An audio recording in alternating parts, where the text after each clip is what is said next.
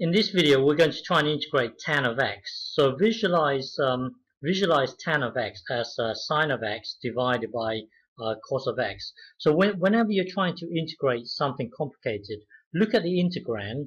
You're trying to look for a function within the integrand in such a way that when you differentiate it, the derivative is also buried within the integrand. So when you're integrating something, try to look for a function or look for something in such a way that when you differentiate it, the derivative is also buried within the integrand. So for example, if you let u equals this, if you let u equals this thing here, then du equals this, and then dx equals this. Well, if you put this back into here, you see, when you're trying to integrate something complicated, look for a function or something that when you differentiate it, the derivative is also buried within the integrand. So if you look at this here, if you make u to be cos of x, differentiate it, you're going to get this sine block here. Well, this here is also within the integrand. Okay, so make u equals cos of x, and then dx equals this thing here. Now put it into here, and then put the u into here. Okay, you could put up an argument and say, why not make u to be sine of x as opposed to cos of x?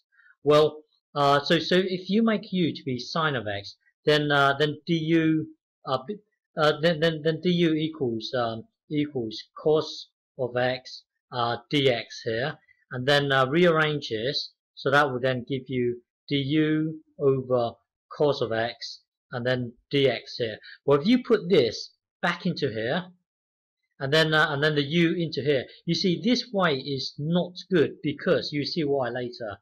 If you put it back into here, it will give you this. It will give you u over cos of x, and then now put this into here.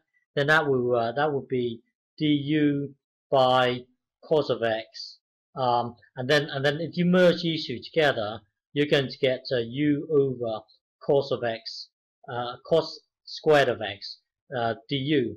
You see this here, there's nothing to kill off this cos here.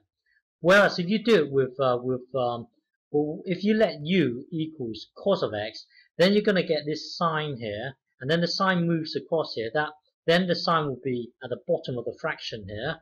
So if you put this back into here, and then put the u into the cos here, then it will give you this. It will give you this, and then you can see that this will cancel out with this. Okay, so when you're trying to integrate something complicated, look for a function within the integrand in such a way that when you differentiate it, the derivative is also within the integrand. So and the next question is, how do you know if you should let u equals cos, or if you should let u equals sine of x? Because you could put up an argument and say, well, if you let u equals sine of x, if you differentiate it, you're going to get cos, and cos is within the integrand here. But the thing is, it's through trial and error. You see, if you do it this way, you're going to get 1 over cos squared of x. Nothing cancels out. But if you do it this way, then the two signs here will cancel out. It's just by experience, trial and error and experience. Over time, you will develop a gut instinct on how to do it. So let's go back to the beginning. We're trying to integrate tan of x. Let u equals this, and then put this into here, and then put the u into here. That will then take you to here. So now these two will cancel out. Hang on, these two will cancel out, giving you this. And then this minus, take it out here. It's just a constant. So that will then give you this. Now integrate this. It will give you this. Now earlier we said let u equals cos of x. So put the cos of x back in, and this will be your final answer. Okay. So when you integrate this, it will be the natural log of the absolute value of u. But sometimes some people do this. Hang on. So this is our final correct answer here. But sometimes you do see people writing like this, um, just the normal course, as opposed to the absolute value here. But this is just a lazy stroke efficient way of writing it. But just bear in mind that when you see this, just bear in mind that you have to ignore the negative. Uh, just don't put a negative into the natural log, because if you look at the natural log, it looks like this. So anything in the negative round doesn't really count. So when you see this here, by right, this here is the correct answer. But you do see people write it like this. But just bear in mind that when you see this, just ignore the negative version of the cos of x. Okay. So if you plot this graph here, so this is our final answer. This is our final answer. If you get a graph and plot this, it will look like this. It will look like this. Now, if you try and draw the derivative of this graph here, it will look like this.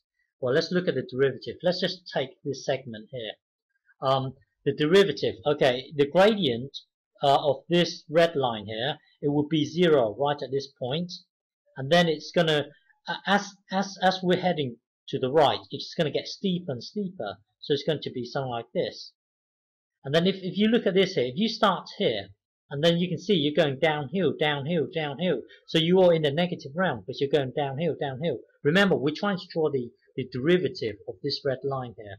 Well, if you start here, and then you're going downhill, downhill, downhill, that would mean it will look like this. You're in the negative, negative, negative, negative, negative. So you see this here, hang on, this here, what I've drawn here, is really one segment of the tan graph. And if you do it the same over here, it will look something like that. And then if you do it for this segment here, it will look something like this. So you can see that this here is our tan graph.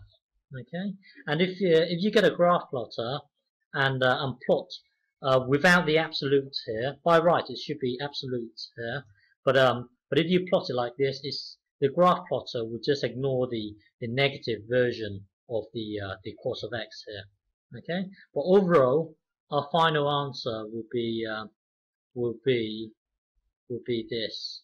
This is our final answer. Okay.